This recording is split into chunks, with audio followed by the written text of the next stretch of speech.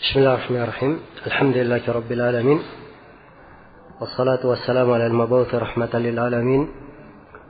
Nabiyina Muhammad wa ala alihi wa sahbihi wa man tabi'ahum bi ihsanin ila yaumiddin, amma ba'd.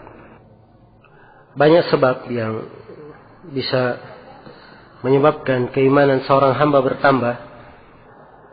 Di antara sebab tersebut adalah menuntut ilmu. Yang dimaksud dengan ilmu dalam penggunaan syariat, atau kalau ada konteks ilmu disebut dalam nas ayat maupun hadits, maka ilmu yang dimaksud tiada lain kecuali ilmu syariat, ilmu agama. Dan ayat-ayat yang menjelaskan tentang keutamaan ilmu terkait dengan mempelajari ilmu agama. Dan ilmu agama ini dia adalah hal yang menambah keimanan. Allah berfirman, yarfa'illahu alladhina amanu minkum walladhina utul ilma darajat.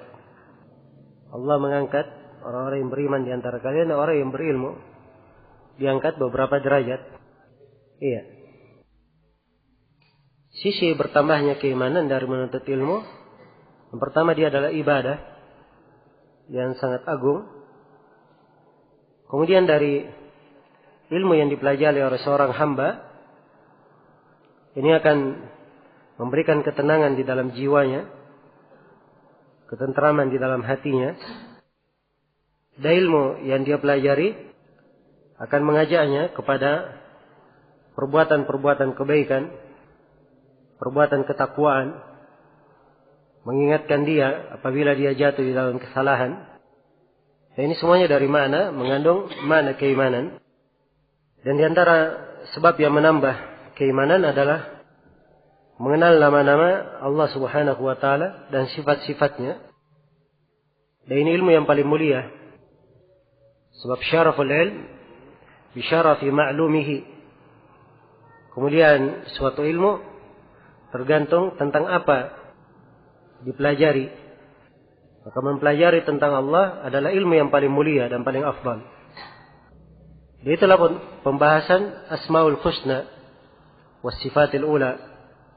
Pembahasan tentang nama-nama yang maha husna dan sifat Allah Subhanahu wa Ta'ala yang maha tinggi.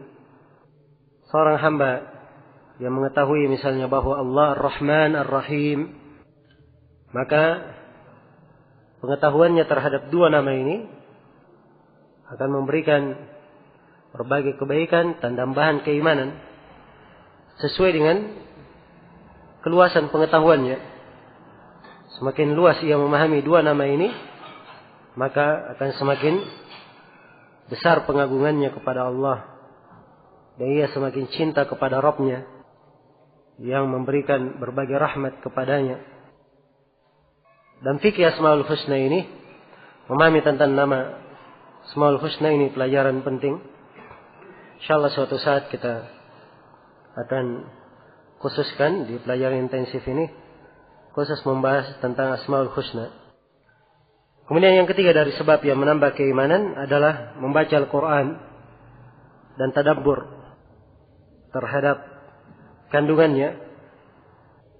Sebab Al-Quran adalah obat, syifa'ul lima fis sudur, obat yang untuk apa yang berada dalam hati. Dan tadabbur terhadap kandungannya ini memberikan berbagai bentuk keindahan dan ketenangan bagi seorang hamba. Kemudian di antara hal yang menambah keimanan adalah memperhatikan sirah Nabi sallallahu alaihi wasallam dan akhlak beliau. Memperhatikan sirah, perjalanan hidup Rasulullah dan akhlak beliau. Sebab pada diri Rasulullah terdapat qudwah hasanah, uswatun hasanah, suri teladan yang baik bagi siapa yang menghendaki Allah dan kehidupan hari akhirat. Dan Nabi sallallahu alaihi wasallam telah bersabda, "Innama bu'ittum atau innama bu'ittu liutammima makarimal akhlaq."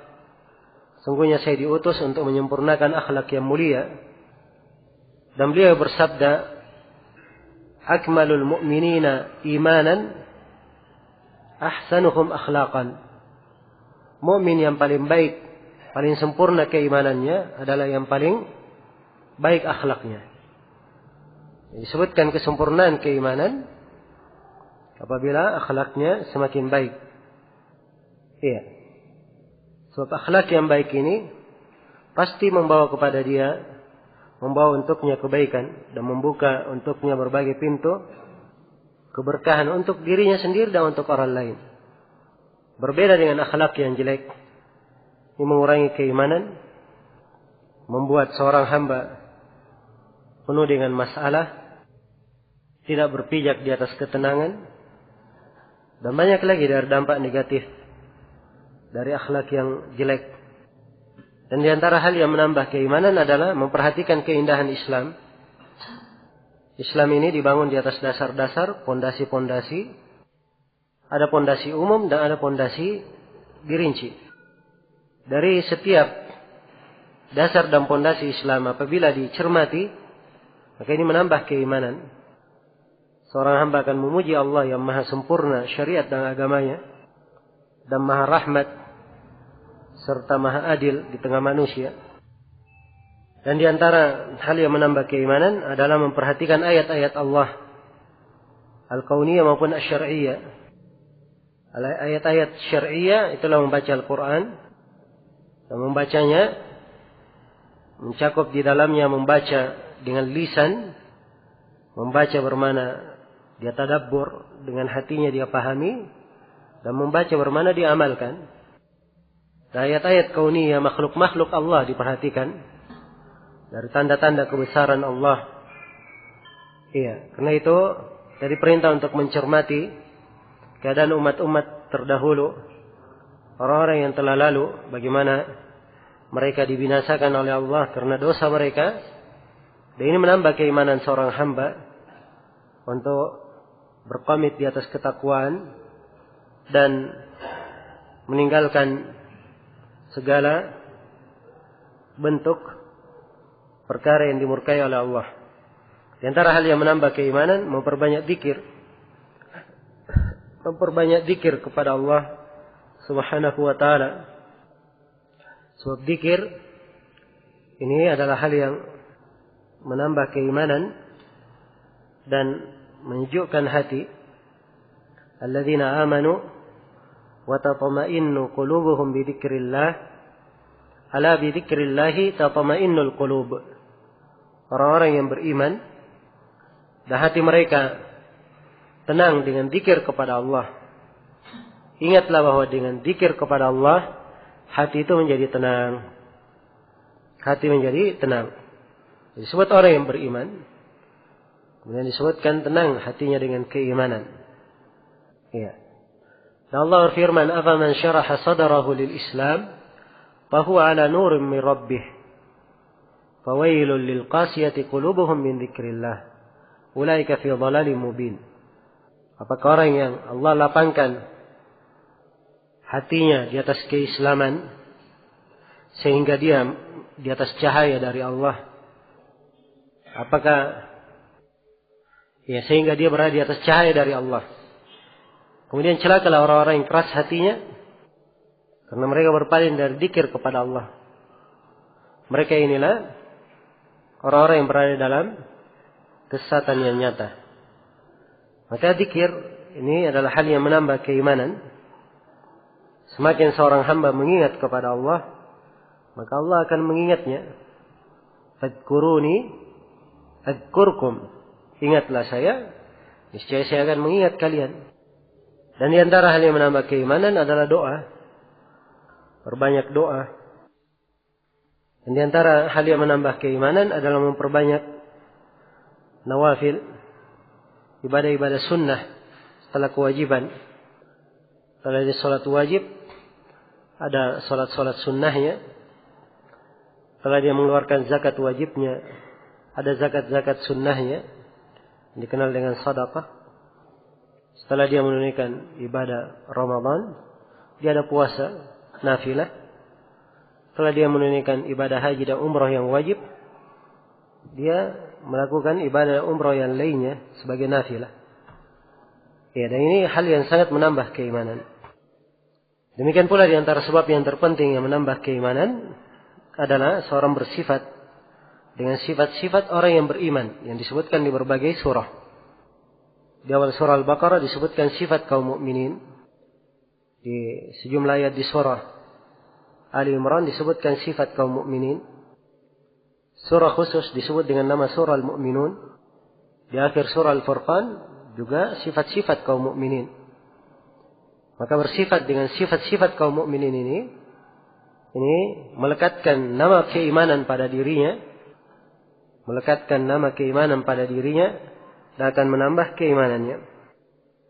Dan di antara sebab yang menambah keimanan adalah berdakwah di jalan Allah. Berdakwah di jalan Allah. Karena Allah berfirman, "Wa man ahsanu qawlan mimman da'a ila Allahi wa amila salihah." Siapa yang lebih baik ucapannya dari orang yang berdakwah di jalan Allah dan beramal salih.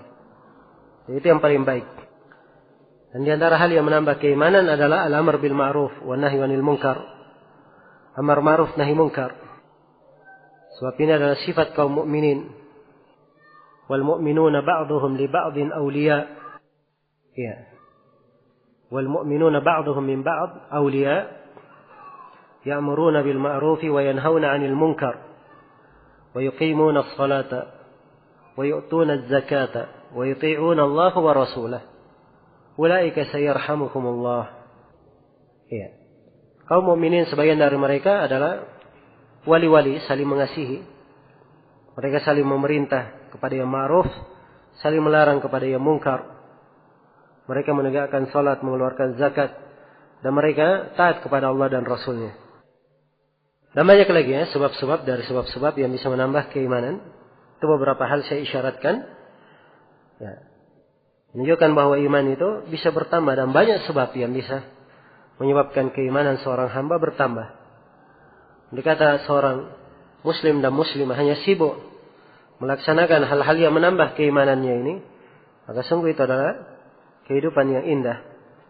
Dan Allah telah berfirman, ya, dan perhatikan firman Allah, "Man 'amila salihan min dzakarin aw untha wa huwa mu'min, falanuhyiyannahu hayatan thayyibah wa lanajziyannahum ajrahum bi ahsani ma kanu ya'malun."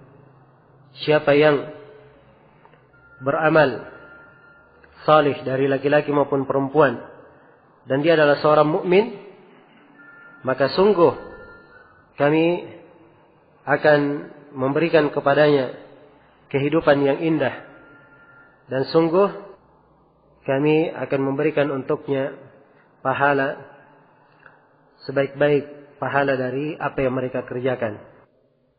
Dan sebaliknya ada sebab-sebab yang menyebabkan iman itu bisa berkurang. Ya, mungkin saya ingatkan beberapa sebab yang menyebabkan iman itu berkurang. Yang pertama adalah jahil terhadap perkara-perkara agama dan ilmu-ilmu agama.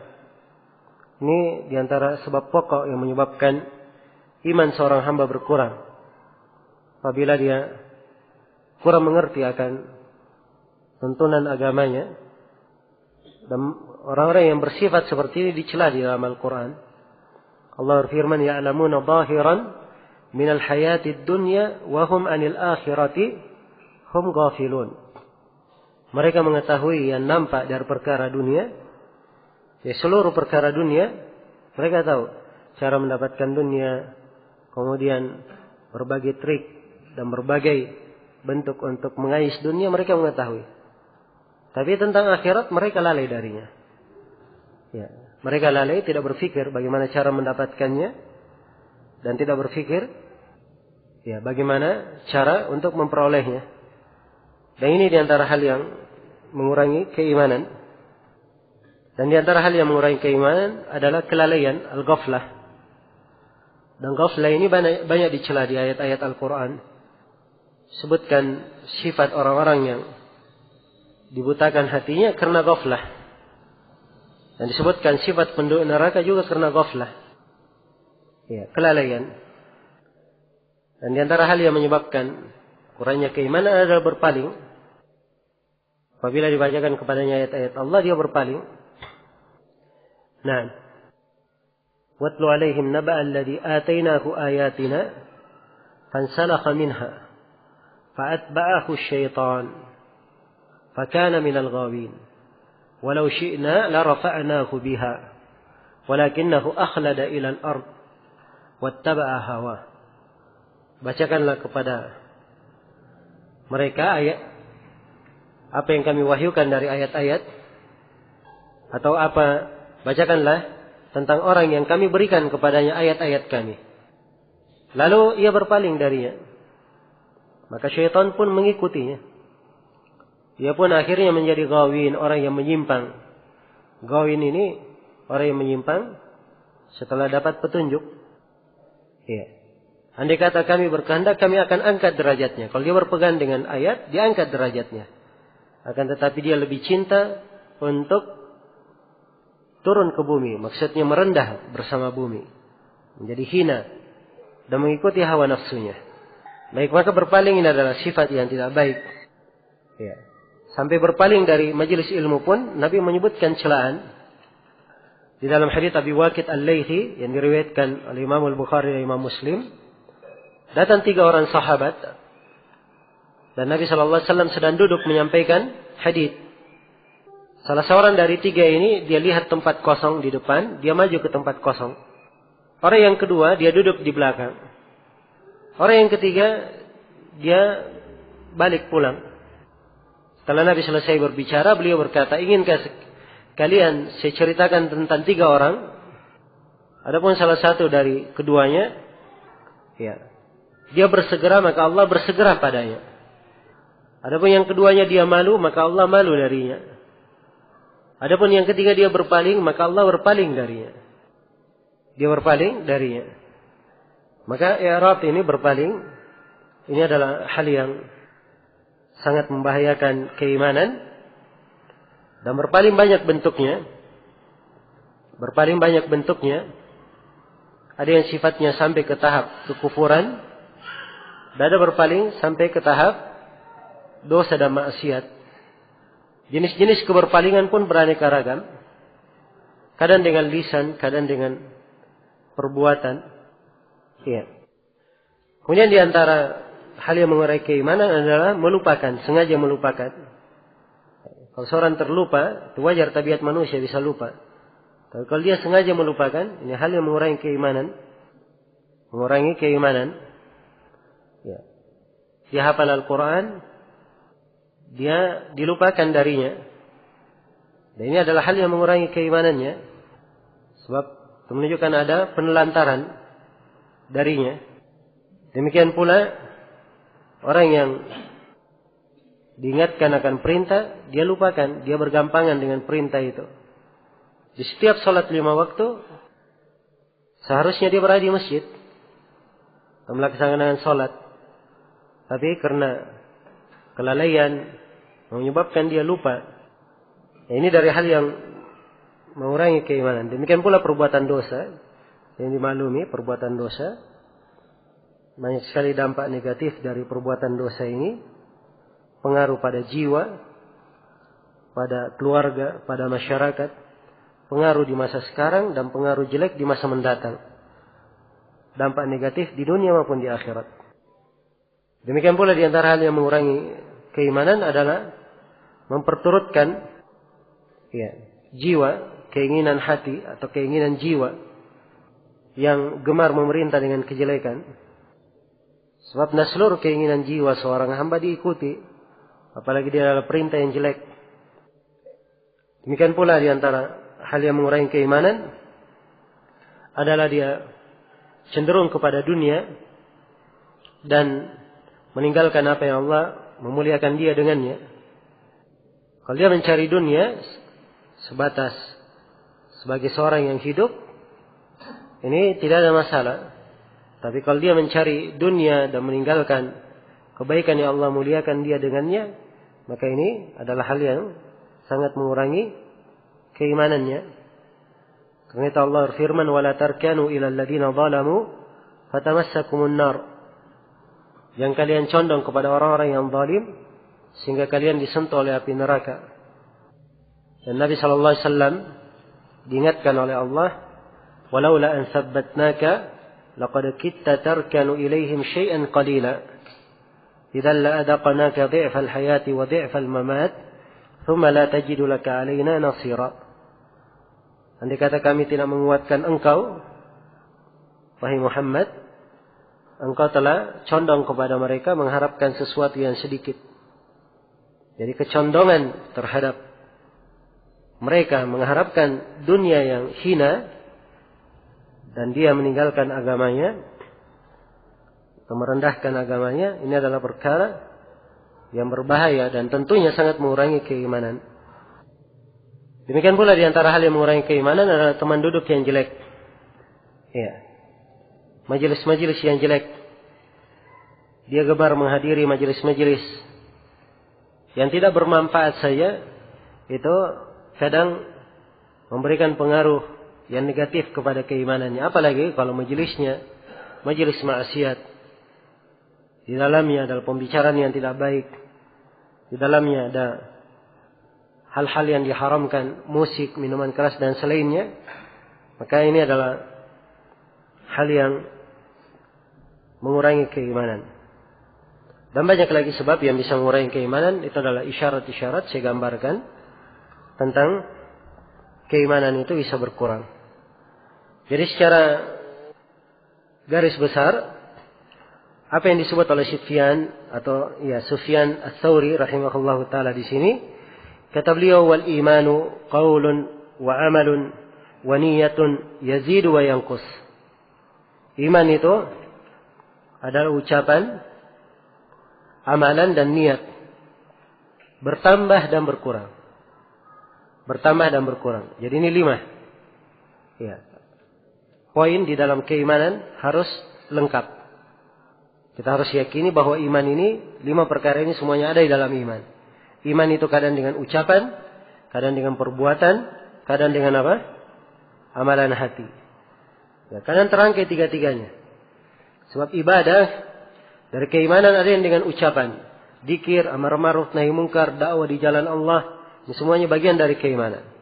Ada yang dengan perbuatan, dia menyingkirkan gangguan dari jalan, bersedekah, ya, misalnya dia membantu saudaranya akan sebuah keperluannya atau sebuah pekerjaannya, ya, ini bagian dari keimanan. Ada yang dengan amalan hati, ya, dengan bertawakal, mengharap, rasa takut, ya, dan seterusnya dari amalan-amalan hati. Iya. Dan di sini ada satu poin penting yang harus ditekankan, bahwa amalan itu masuk dari keimanan. Amalan masuk dari keimanan.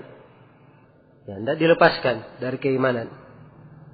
Nah, dalil-dalil dari Al-Quran dan Hadits menunjukkan tentang hal itu. Di antara dalilnya dari Al-Quran, Allah Subhanahu wa taala berfirman, "Wa ma kana Allahu liyudhi'a imanakum." Dan tidaklah Allah akan melantarkan iman kalian. Dan ini maksud dengan iman dalam ayat ini adalah salat kalian. Jadi salat yang merupakan perbuatan itu dibahasakan dengan bahasa iman. Penekanan. Iya. Penekanan. Dan sengaja saya terangkan di sini bahwa amalan masuk dalam rangkaian keimanan. Sebab orang yang mengeluarkan amalan dari keimanan, mereka telah sesat di dalam masalah ini. Karena itu di dalam masalah keimanan ada dua kelompok yang menyimpang di dalam masalah keimanan. Kelompok yang pertama adalah kelompok Al-Murji'ah. Kelompok Al-Murji'ah. Kelompok yang kedua adalah kelompok Al-Wa'idiyah. Kelompok Al-Wa'idiyah.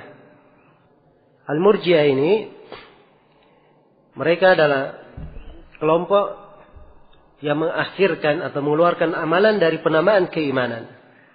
Dari kata irja. Irja itu mengakhirkan. Sebab mereka keluarkan amalan dari keimanan. Iya. Mereka keluarkan amalan dari keimanan. Ini dasar kesesatan utama kelompok Murji'ah. Walaupun kelompok Murji'ah ini ada beberapa sekte di dalamnya. Ada kelompok Jahmiyah. Ini Murji'ah yang paling ekstrim. Ya. Ada kelompok Al-Karramiyah. Mereka juga Murji'ah. Dan ada kelompok Asy'ariyah. Dan ada Murji'ah disebut dengan nama Murji'atul Fuqaha. Ini yang paling ringannya. Murji'atul Fuqaha. Dan mereka masih disebut sebagai orang yang berilmu yang salah ijtihadnya. Disebut oleh Imam Abu Ubaid Al-Qasim bin Sallam. Ini seperti Abu Hanifah dan beberapa ulama Kufah. Iya, mereka disebut Murji'atul Fuqaha. Sebab mereka ahli fikih, tapi keliru di dalam masalah ini. Ya, jadi secara garis besar iman bagian dari amalan, bagian dari keimanan. Siapa yang mengeluarkannya, maka dia ekstrim dalam hal ini. Iya. Sebagian dari mereka ada yang mengatakan bahwa iman itu cukup dengan tasdik saya, cukup dengan pembenaran saya. Ada yang mengatakan al-iman al-ma'rifah, ini ucapan al-Jahmiyah, hanya sekedar ma'rifah, mengetahui. Ya, dia tidak berucap, tidak beramal, dia sudah mukmin. Nah, maka menurut kelompok ini berarti Fir'aun adalah apa? Adalah mukmin. Ya, adalah mukmin. Karena itu jangan heran ada orang-orang yang mewarisi pemahaman ini. Ya. Ada seorang yang bernama Ibn Arabi, dia menulis buku Keimanan Fir'aun. Dibangun di atas pemahaman ini. Dan di Makassar sini tahun 90-an ada yang pernah mengadakan seminar salah satu universitas ini. Ya, judulnya Fir'aun adalah mukmin sejati. Ya. Ini warna-warna dari pengaruh pemikiran. Jelas ya? Ini keliru. Kalau dia yakini, sudah kita terangkan dalil-dalilnya. Ya. Iman, ucapan, amalan dan apa? Keyakinan. Semuanya masuk dalam rangkaian keimanan. Iya. Karena itu tadi saya katakan, seorang yang berucap, dia laksanakan rukun iman, tapi tidak dalam hatinya membenarkan rukun imannya, atau rukun Islamnya, dia syahadat, sholat, puasa. Tapi hatinya kafir, dia bukan mukmin. Dia mengaku beriman, di dalam hatinya semuanya beriman, tapi tidak ada amalannya yang menunjukkan keimanannya, dia juga bukan mukmin. Sebab tidak ada orang yang beriman, dia tidak sholat. Tidak ada dari amalan umat Islam yang dia lakukan. Jelas ya? Harus ada dari amalan yang membenarkan keimanan.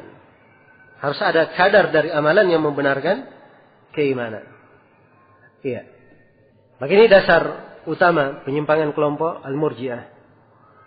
Kalau kelompok Al-Wa'idiyah, ini dari kalangan Al-Khawarij dan Al-Mu'tazilah. Ya, dari kalangan Al-Khawarij dan Mu'tazilah. Mereka mengkafirkan orang yang berbuat dosa besar. Ya, jadi kalau ada yang jatuh dalam dosa, itu artinya telah gugur keimanannya, maka dia adalah kafir. Hukum kafir mereka sepakat, itu adalah hukum untuk dia di akhirat. Nah, maksudnya di akhirat semuanya adalah penghuni neraka, kekal di dalam neraka. Tapi di hukum dunia, bagi orang-orang Khawarij, dia kafir. Dan bagi orang Mu'tazilah, dia fi manzilah baina manzilataini. Bukan kafir, bukan mukmin. Antara dua kedudukan. Iya. Dan dasar penyimpangan mereka, itu di prinsip iman itu bertambah dan berkurang. Sebab mereka ini hanya meyakini iman satu bagian saja. Tidak berpecah. Begitu sebagian pergi semua keimanan. Jelas ya? Jadi dia berbuat dosa besar, berarti dia kafir. Habis semua imannya. Berbeda dengan Murji'ah, sebaliknya Murji'ah. Ada sebagian sisa, maka imannya sempurna bagian mereka. Semuanya sama-sama mengatakan iman itu satu bagian. Ya, cuma bedanya kalau Murji'ah, sebagian sisa, maka semuanya sisa. Ya, kalau ada yang berbuat dosa itu tidak berbahaya. Ya. Maka bagi orang-orang Murji'ah, orang yang sholat di masjid, orang yang rajin bersedekah, itu sama saja kedudukannya dengan pezina, orang yang minum minuman keras itu sama saja. Sebab amalan tidak ada pengaruh bagi mereka. Jelas ya? Amalan tidak ada pengaruh bagi mereka. Ini kesesatan kelompok Murji'ah. Ya. Jelas kesesatannya. Ya. Kalau begitu tidak ada sudah keutamaan para nabi di atas yang lainnya. Tidak ada keutamaannya para sahabat di atas yang lainnya. Dan ini semuanya meruntuhkan akar-akar Islam. Karena itu sejumlah dari para ulama mengatakan kaum Murji'ah ini bermain-main dengan agama. Ya, bermain-main dengan agama. Baik. Kalau kelompok Khawarij sebaliknya, keimanan juga satu kesatuan. Kalau hilang sebagiannya karena dia berbuat dosa, hilang sebagiannya, maka yang lainnya ikut hilang. Ya. Yang lainnya ikut hilang. Makanya dia dikafirkan, dianggap penghuni neraka kelak di kemudian hari oleh mereka. Jelas ya? Berbeda dengan ahli sunnah. Ahli sunnah mengatakan iman bertambah dan apa? Berkurang. Seorang yang berbuat dosa besar, ya, dia bermaksiat dengan dosanya, mukmin dengan apa? Keimanannya. Atau dia dikatakan seorang mukmin yang kurang apa? Kurang keimanannya. Nah, ini ahli sunnah. Jelas ya? Dan prinsip-prinsip ini sangat terang sekali. Ya, dibangun di atas dalil-dalil yang telah kita sebutkan bahwa iman bertambah dan apa? Berkurang. Baik. Jadi saya hanya ingin merinci saja dan memberikan di sini pentingnya seorang itu mengenal prinsip ahli sunnah. Ya. Sekarang seorang tidak mengenal syubhat tadi. Dia tidak kenal ucapan Murji'ah, Khawarij, Wa'idiyah. Dia tidak kenal. Cukup dia kenal apa yang diuraikan Sufyan Ats-Tsauri di sini, maka dia sudah selamat. Ya, sudah selamat. Tapi orang yang berakidah itu juga, ya, setelah dia mengambil dasar akidah, dia juga penting mengetahui akidah yang menyeberanginya, menyelisihinya, supaya dia jangan jatuh di dalam akidah itu tanpa dia sadari. Ya, dia jangan jatuh di dalam akidah yang salah tanpa dia sadari.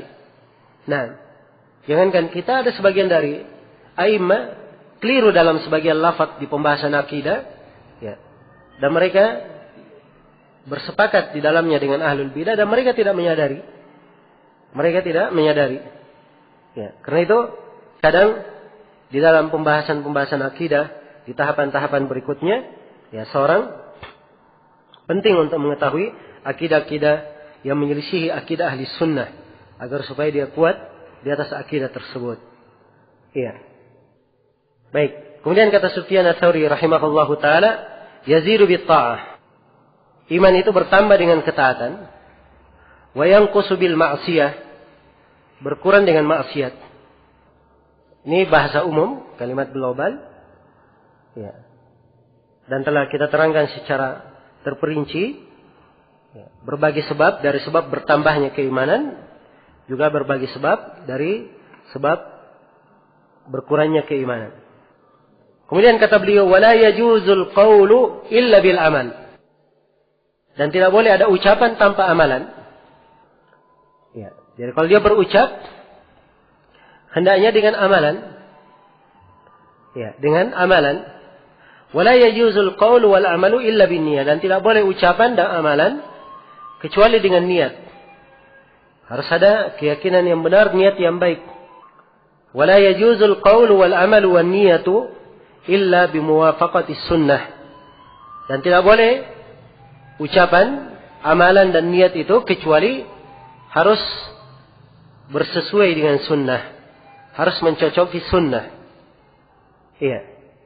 Ya, setelah beliau terangkan iman, ucapan, amalan dan keyakinan dibahasakan dengan niat di sini, maka beliau terangkan bahwa ucapan itu disertai dengan amalan. Ya. Dan seorang ketika dia berucap, maka ada amalan, aplikasi dari ucapannya tersebut. Demikian pula berucap dan beramal itu harus disertai dengan niat. Ya. Sebab ini ukuran diterimanya amalan. Ukuran diterimanya amalan, ya, dibangun di atas 3 hal. Yang pertama, amalan tersebut ikhlas dilakukan karena Allah. Dia ikhlas melakukannya. Kemudian yang kedua, amalan tersebut dibangun di atas tuntunan Rasulullah sallallahu alaihi wasallam. Kemudian yang ketiga, pelaku amalan itu adalah orang yang bertauhid. Pelaku amalan itu adalah orang yang bertauhid. Iya. Ini 3 syarat dari syarat diterimanya amalan. Kapan 3 syarat ini tidak terpenuhi, maka amalannya tidak akan diterima. Iya. Amalannya tidak akan diterima. Dan di sini Sufyan Ats-Tsauri rahimahullah, tatkala beliau menyebutkan, ya, ucapan tidak boleh kecuali dengan amalan. Jadi jangan diyakini bahwa iman itu cukup dengan ucapan saja. Kalau iman dengan ucapan saja, maka apa bedanya dengan kaum munafikin? Ya. Yang berucap, mempersaksikan kepada kaum muslimin la ilaha illallah. Ya. Kadang mereka ikut jihad walaupun malas-malasan. Kadang sholat walaupun ya datanginya malas dan terlambat. Jelas ya? Tapi hati mereka memandang kekufuran. Kaum munafikin tidak diterima. Ya. Demikian pula kalau hanya sekedar ucapan saja dan tidak ada amalan. Ya. Kalau tadi kaum munafik ini amalan, ya ucapan, tidak ada niat. Demikian pula kalau amalan saja atau ucapan saja tidak ada amalan, seperti Firaun, apa bedanya? Firaun berucap, ya. Amantu annahu la ilaha illa alladhi amanat bihi Banu Israel. Saya beriman bahwa tidak ada ilah kecuali Dia yang disembah oleh sebagaimana yang diimani oleh Bani Israel. Ya. Baru dia beriman. Allah tidak terima. Jelas ya? Ya, demikian pula sekedar niat saya. Sekedar niat ini tidak cukup. Harus ada amalan yang membenarkannya. Ya. Dan seluruh ucapan, amalan dan niat itu harus sesuai dengan sunnah. Yang dianggap ini bagian dari iman, padahal tidak ada dari sunnah Nabi yang menerangkan itu adalah bentuk keimanan. Ya, maka di sini Syuaib bertanya. Qala Syuaib, faqultu lahu ya Aba Abdillah, wa ma muwafaqatus sunnah. Maka saya berkata kepadanya, wahai Abu Abdillah, apa artinya muwafaqatis sunnah?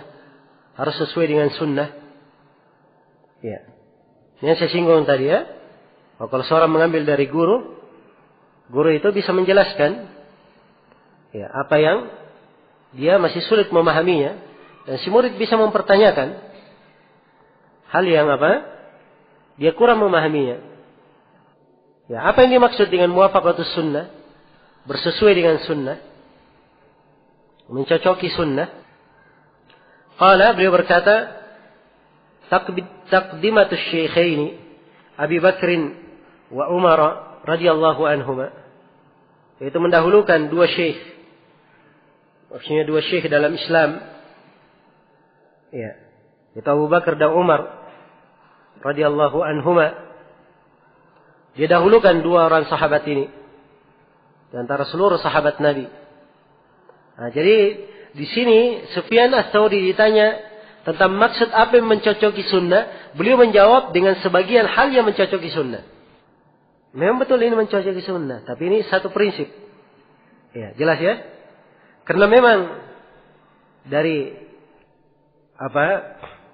etika seorang guru, kalau dia ditanya, dia tidak harus menjelaskan seluruh jawaban dari isi yang ditanyakan. Dia kadang bisa menjawab apa yang diperlukan saja, sebagian dari apa yang diperlukan oleh si penanya. Sebab itu yang diperlukan oleh si penanya.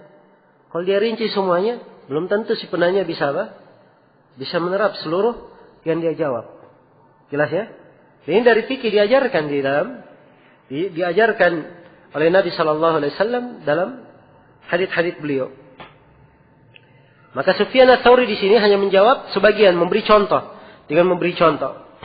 Kamu mendahulukan Abu Bakar dan Umar. Iya. Dahulukan Abu Bakar dan Umar. Kemudian beliau berkata, ya Syuaib, la yanfa'uka ma katabtu hatta tuqaddima Utsmana wa Aliyan ala man ba'dahuma. Wahai Syuaib, tidak bermanfaat bagi kamu apa yang saya tulis untukmu sampai engkau mendahulukan Utsman dan Ali di atas selain dari keduanya. Ya, Utsman dan Ali lebih dahulu. Jadi Abu Bakar dan Umar dia dahulukan, setelah itu dia dahulukan Utsman dan Ali. Sebab ini urutan. Ya. Di tengah umat Islam ini yang didahulukan.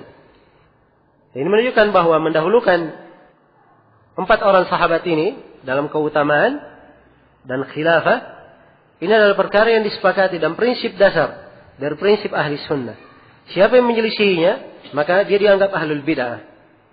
Karena itu bahasa Sufyan Ats-Tsauri tidak bermanfaat bagi engkau apa yang saya tulis. Ya, kalau diyakini tadi sebelumnya, namun ini dia ingkari, apa yang dia tulis tidak ada manfaatnya. Jelas ya? Sebab itu menyelisihi Al-Quran dan Sunnah Rasulullah Sallallahu Alaihi Wasallam. Ya, baik. Ini untuk pembahasan, ini sudah masuk ya di pembahasan para sahabat. InsyaAllah ta'ala kita lanjutkan nanti di pertemuan yang akan datang. Besok insyaAllah.